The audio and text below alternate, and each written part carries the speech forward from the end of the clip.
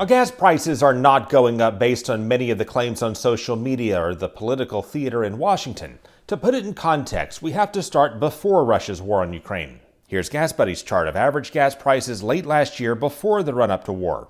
And here's where the pandemic hit the United States.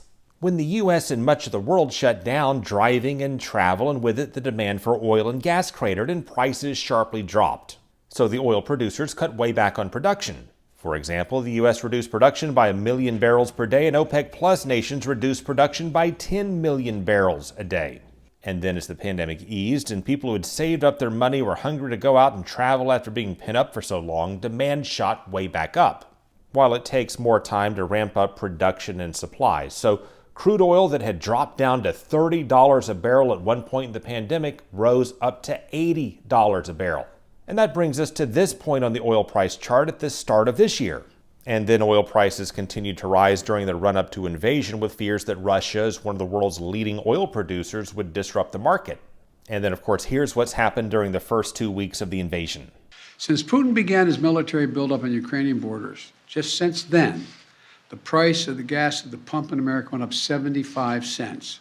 Some Republicans also blame rising gas prices on President Biden for scrubbing the Keystone Pipeline and for pausing new permits on public lands. But neither one of those things have any direct bearing on the rise in prices we're seeing now. On the Keystone Pipeline, here's the company's official announcement from 2020, TC Energy to build Keystone. It states the pipeline is expected to enter service in 2023, meaning if Biden hadn't canceled it, it still would not have been in play this year.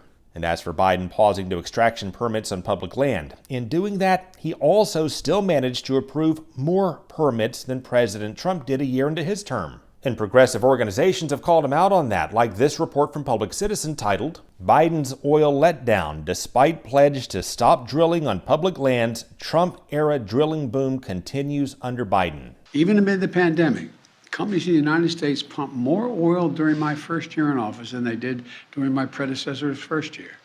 And look at this, production plummeted in Trump's waning months in office. But again, that's not due to Trump's policies, it's due to the pandemic. Here's the day after Biden took office, and see the trend in domestic oil production has gone up ever since.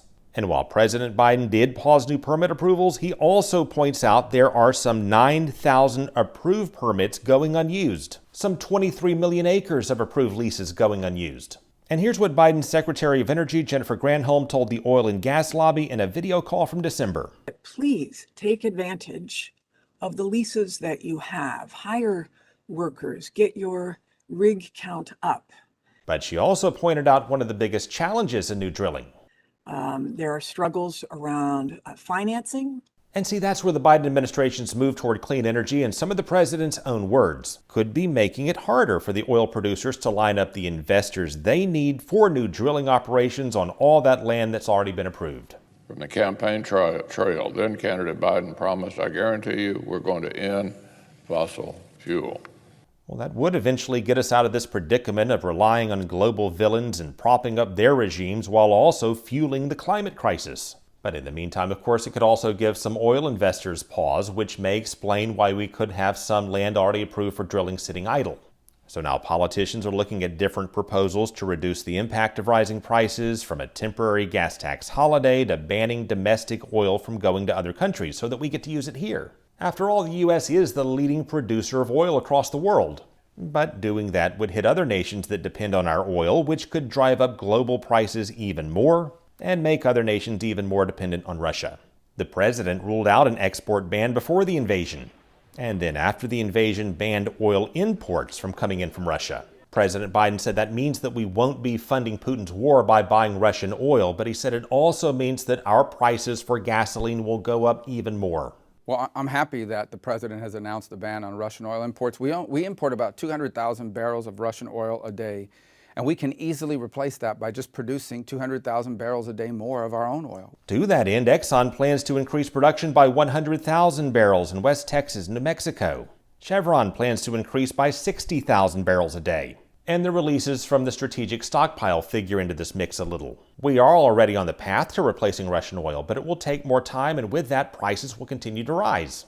And that has led the Biden administration to look into ways to try to get more oil from this villain or from that villain to replace the oil we're banning from this villain. Taken all together, it's all far more complicated than what many of the claims may suggest, and we'll work through some of the specific proposals with pros and cons in the coming round of Money, Power, and Politics.